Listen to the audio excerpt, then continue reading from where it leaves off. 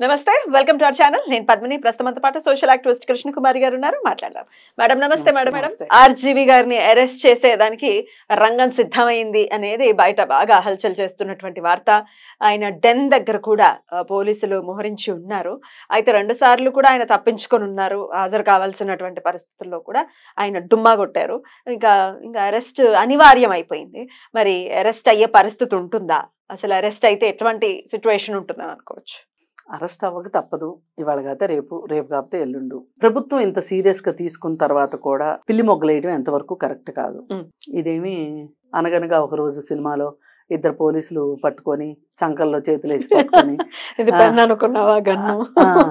ఇలాంటి కథలు ఇప్పుడు నడవు అయిపోయింది ఆ సినిమాతోనే అది అయిపోయింది I want to talk Nellore Peddareddy ఇప్పుడు I want to talk Jaganmohan Reddy అనాల్సిన పరిస్థితిలోకి ఆర్జీవి వచ్చాడు మరి వచ్చినప్పుడు ఇంత పోలీసుల ముందుకు వెళ్ళడానికి భయపడేటట్లయితే అన్ని ప్రాలాపనలు ఎందుకు చేసినట్టు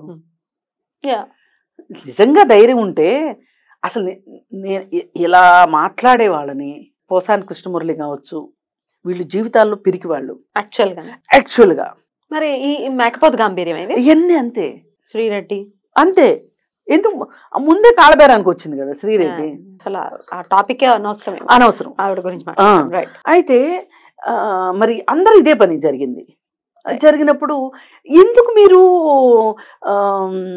ఇలాంటి పరిస్థితి వస్తుందని మీరు ఊహించలేదా లేదు అంటే మీరు కూడా జగన్మోహన్ రెడ్డి లాగా 30 ఏళ్ల పరిపాలన ఉంటది అని ఊహించారా లేకపోతే అసలు ఇలాంటి జరిగే అవకాశం లేదు ఎందుకంటే ఏదైనా పొరపాటు చేశాము చట్ట వ్యతిరేకమైన చేశాము తప్పు చేశామంటే గుండె పీచమంటుంటది అలాంటిది తెలియకుండా చేస్తేనే ఎవరన్నా కనిపెట్టేస్తారేమో అపరాధ పరిశోధకులు అని భయపడతాము అలాంటిది మైకుల ముందు మీరు మాట్లాడారు సోషల్ మీడియా వేదికగా మాట్లాడారు ఇవన్నీ చేసినప్పుడు ఏమైంది అందుకని మీరు ఫలితము అనుభవించవలసిందే భగవద్గీత చెప్పినట్లు మీరు చేసిన దానికి ప్రతిఫలము అనుభవించవలసిందే ఇప్పుడు జగన్మోహన్ రెడ్డి వైపు ఉన్న వాళ్ళందరినీ తీసుకొచ్చి అరెస్ట్ చేయట్లేదండి ఇక్కడ ఎవరైతే అనుచిత వ్యాఖ్యలు చేశారో వాళ్ళని మాత్రమే ఎవరైతే ఆర్థిక నేరాల్లో ఉన్నారో వాళ్ళని మాత్రమే ఎవరైతే చట్టానికి వ్యతిరేకంగా ఉన్నారో వాళ్ళని మాత్రమే అరెస్టులు చేస్తున్నారు అంటే అందరినీ చేయట్లేదు కదా అందరినీ చేస్తే ఎవరిని 40% ఓటర్లను చేయాలి 40% ఓట్లు వచ్చాయి కదా జగన్మోహన్ రెడ్డికి నాయకుడిని కదా మరి అలాంటిది మీ జోలికే ఎందుకు వస్తున్నారు మీ జోలికే రావాల్సిన అవసరం ఎందుకు వచ్చింది మీరు ఆ మాదిరి కలర్ కామెంట్స్ చేశారు కాబట్టే మీ జోలికి రావాల్సి వస్తుంది మరి ఈ పరిస్థితుల్లో సాహసం సేరా డింబక అన్నట్లు ఎందుకు మీరు పోలీసుల దగ్గరికి వెళ్ళడానికి ఇంత భయపడుతున్నారు ఏవో అడ్డదారులు ఎత్తుక్కుంటున్నారు నాకు అర్థమైంది దాన్ని బట్టి ఏమిటి భయం అసలు ఎదుర్కోవడానికి అసలు వెళ్ళి స్టేషన్ బెయిల్ వచ్చే పరిస్థితి కూడా ఉండదా మేడం స్టేషన్ బెయిల్ ఇవ్వకపోవచ్చు పెట్టిన సెక్షన్స్ ని బట్టి ఇప్పుడు సెక్షన్స్ లో 7 సంవత్సరాల లోపు శిక్ష పడే నేరాలు అయితే స్టేషన్ బెయిల్ ఇస్తారు 7 సంవత్సరాలు పైబడిన శిక్ష పడే నేరాలు అయితే స్టేషన్ బెయిల్ ఇవ్వరు కమెంట్స్ కి 7 సంవత్సరాలు పైబడిన సెక్షన్స్ పెట్టే పరిస్థితి ఉంటుందా చూడాలి మరి అసలు ఏం సెక్షన్ అందుకే అంటే నన్ను స్టేషన్ కి తీసుకెళ్తారా అనే ఒక ఉద్దేశము అలాగే ఈ సోషల్ మీడియాలో కూడా ట్రోలర్స్ ఉన్నారు చూసారా వీళ్ళు చేసే పనుల వల్ల కూడా వీళ్ళు కొంచెం భయపడుతున్నారు అనిపిస్తుంది కొట్టేస్తున్నారు ఏమో తొక్క తీసేశారు తోలు తీసేశారు దబ్బిడి దిబ్బిడి అదని ఇదని మీమ్స్ చేస్తున్నారు కదా అవి వాటి ప్రభావం కూడా ఉందేమో వీళ్ళ మీద అనిపిస్తుంది నిజంగా ఏదైనా జరగరాని జరిగితే అని వీళ్ళు బ్యాక్ డోర్లు ఎత్తుకుంటున్నట్టున్నారు చట్టాన్ని ఆశ్రయించటం లేకపోతే పొలిటికల్ గా ఎవరి మీదైనా ఎవరి ద్వారా చెప్పించుకోవటము ఇవన్నీ చేస్తున్నారని అనిపిస్తుంది కానీ నాకేమనిపిస్తుందంటే ఒక్కసారి వెళ్ళండి జైలుకి విజయమో వీరస్వర్గమో వెళ్తే మటుకు ఏమవుతుంది అసలు I don't care of anything లేకపోతే చాలా మాట్లాడతారు కదా అందుకేనే అందే ఇంత డొల్లతనం ఏమిటి అదే మరి ఎంత ఎక్కువ మాట్లాడుతున్నారంటే అంత డొల్లతనం ఉందని అర్థం పైగా ఇప్పుడు మరి కోర్టులను ఆశ్రయించి కోర్టు వల్ల కాక ఎవరితోనో రికమెండేషన్ చేయించుకుంటే అది కూడా అవ్వక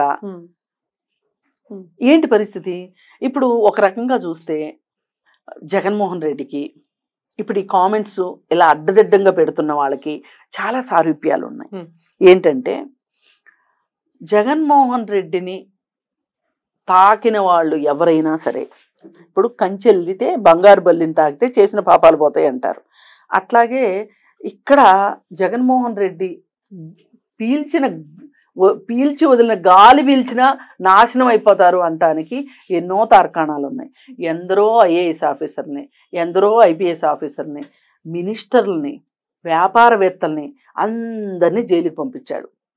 ఇప్పుడు ఆయన అండ చూసుకుని మాట్లాడి సినిమా వాళ్ళు కావచ్చు, ఇట్లాంటి వాళ్ళు అందరూ కూడా పెయిడ్ బ్యాచ్, పేటిఎం బ్యాచ్, వీళ్ళందరూ కూడా జైలుకి వెళ్ళవలసిందే.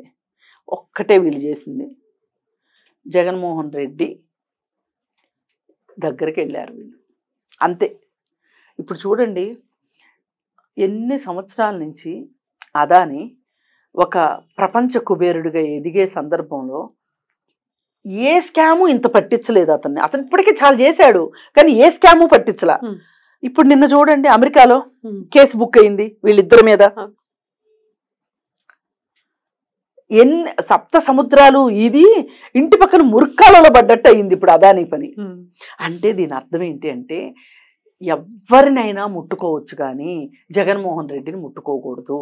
అది ఎవరైనా కావచ్చు, సొంత కన్న తల్లి, చెల్లి, పైగా చనిపోయిన తండ్రి. ఆ తండ్రి ఎంత బాధాకరం అండి.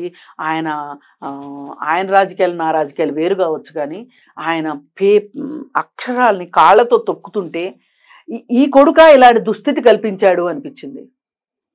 ఇలాంటి కొడుకు ఉండొచ్చా అనిపించింది. అలాగే తల్లిని గురించి నీచమైన రాతలు, చెల్లిని గురించి నీచమైన రాతలు, ఇవన్నీ రాయించిన జగన్మోహన్ రెడ్డి అసలు స్వరూపం తెలుసుకోక అక్కడికి వెళ్ళి మీరందరూ చేసిన దానికి మొసలి నోట్లో తలలు పెట్టినందుకు అనుభవించవలసిందే. వీళ్ళందరూ అనుభవించవలసిందే. అసలు మళ్ళీ ఆయన సంగతి అలా ఉంటే, అసలు రామ్ గోపాల్ వర్మ సంగతి చూసుకుంటే, రామ్ గోపాల్ వర్మ దగ్గర మా ఆత్మీయ శిష్యులు, మా గురువు గారు అని నెత్తి మీద పెట్టుకున్న వాళ్ళు ఎవరైనా సరే, ఒక్కరైనా సరే, మీరు మొత్తం ఆ శాంతం ఈ చివరి నుంచి ఆ చివరికి తీయండి, ఒక్కరైనా విజేతలుగా ఉన్నారేమో చూడండి. పోయినసారి చెప్పాను నేను మీకు, విలాసరావు ఆయన ముఖ్యమంత్రి తాజ్మహల్ హోటల్లో పేలుళ్ళప్పుడు ఆయనతో పాటు వెళ్ళాడు. వెళ్తే అసలు నువ్వు ఇతను ఎందుకు తీసుకొచ్చావు అని చెప్పి అతను ముఖ్యమంత్రి పదవికి రాజీనామా పదవి పోయింది. అలాగే జేడి చక్రవర్తి చూడండి, కృష్ణవంశీ చూడండి, పూరి జగన్నాథ్ చూడండి, వీళ్ళందరూ వేరావేశంతో అసలు మాకు దేవుడు అని మాట్లాడుకుంటారు. వీళ్ళందరూ ఎక్కడున్నారు చూడండి. కొన్ని సక్సెస్లు వస్తే వచ్చుండొచ్చు, వాళ్ళ జీవితాలు ఎంత అల్లకల్లోలంగా ఉన్నాయి. అసలు ఆయన జీవితం ఎంత అల్లకల్లోలంగా ఉంది. సొంత భార్య, నువ్వు వద్దురానైనా నీకు ఒక దండం అని ఆమె వెళ్ళిపోయింది. సొంత కూతురు ఏం చేస్తాడు అల్లుడు తెలియదు అని ఆయన చెప్తాడు, కానీ తెలుసు. అబద్ధాల ఆటంలో రామ్ గోపాల్ వర్మ అంత దిట్ట ఇంకొకళ్ళు లేరు. నాకు డబ్బులంటే నమ్మ ఇష్టం లేదు అంటాడు, కానీ డబ్బుల దగ్గరే అందరితోనూ పేచీలు వస్తాయి ఆయనకి. ఎన్ని వార్తలు వినట్లేదు. అలా ప్రపంచానికి చెప్పేది ఒకటి, వాళ్ళు చేసేది ఒకటి. ఈ డొల్లతనం ఏదైతే ఉందో ఆ డొల్లతనం ఎక్కువైతే ఏమవుతుందంటే సమస్యల్లో పడతారు. ఇప్పుడు అలాంటి సమస్యలోనే పడ్డాడు.